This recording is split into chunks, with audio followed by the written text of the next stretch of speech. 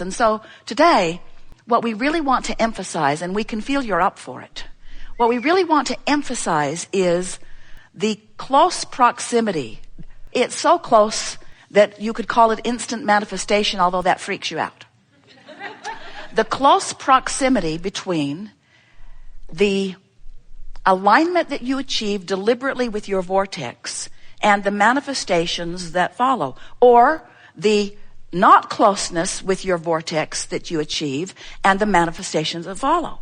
We want to show you how whatever it is you're feeling is causing the manifestations to unfold. Now, sometimes you don't believe that because it feels like, oh, there's already people out there. There are already situations that have been created. I cannot create in the experience of another. But we want you to understand that you can evoke, you can elicit, you can rendezvous with, in fact, not just can you, but you do, with precisely in the moment how you're feeling in the moment, with precisely how you're doing, how you're feeling in the moment, with precisely how you're doing, how you're feeling in the moment. Now, friends, freak you out or not, that's instant manifestation. You can be observing something that's not so good, and maybe it's irritating you, maybe it's frightening you, maybe it's just frustration. It could be anywhere in that range of unwanted emotions, strong or not so strong.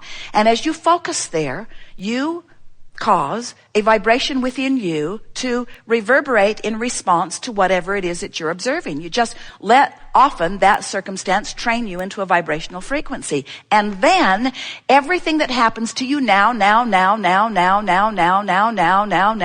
this could take a while, now, reflects what you've got going on vibrationally. Now, what you've got going on vibrationally is always reflected to you by what you feel. But what happens to you so often is you become accustomed to feelings that are indicators of vibration that's going to reflect back to you more stuff that you really don't want so much. But you're hardy, we know. You take those classes, those stiff upper lip classes. You take those wrestle it to the ground and kill it classes. You take those life isn't supposed to be fair or fun classes. You take those I'm strong and I'm hardy and I can endure and I can persevere and life isn't supposed to be fun. And we say, yes, it is. It's supposed to be fun, not just now, but always.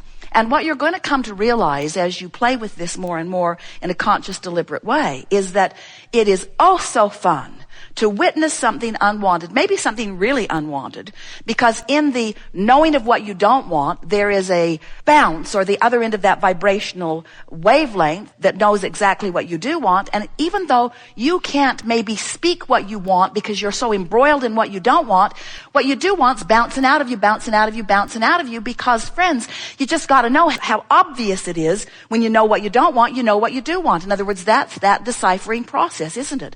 And when you really don't want it, you really do want something else. And when you sort of don't want it, you sort of don't want something else. But this process helps you to define whether you can speak it or not. So this defining, this preferring, this giving birth to new intentions, it's the evolution of all species. It's the evolution of the cellular species. It's the evolution of the human species. It's the evolution of everything, is this energy or vibration that bounces from someone, whether you're a one-celled organism or whether you're a full-fledged genius human, focusing and identifying, whether consciously or whether vibrationally, identifying what it is you prefer. Evolution, expanding, becoming. But most humans are really slow on the trigger to go along with what they have birthed. Your inner being isn't.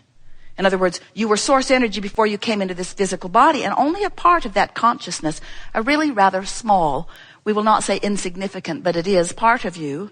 In other words, the larger part of you remains non-physical.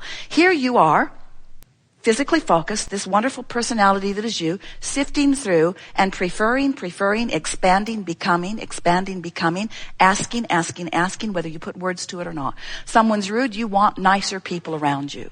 If you're sick, you want to be well. If you're really sick, you really want to be well. If you don't have enough money, you want money. All day, every day, bounce.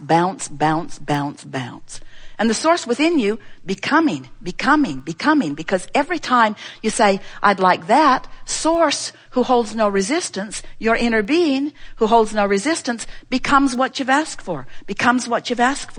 Vibrationally speaking. Now, that doesn't ring your bells very much because you're into manifestation, and it's okay. That's why you're here in these flesh, blood, and bony bodies. You have come for manifestations. You've come to this leading edge because, to line up and manifest, it just doesn't get any better than that. This is not catching up time. This is leading edge time. You're not here to prove worthiness through your manifesting. You're here to prove creation through your manifesting. In other words, you're here to create through manifestation.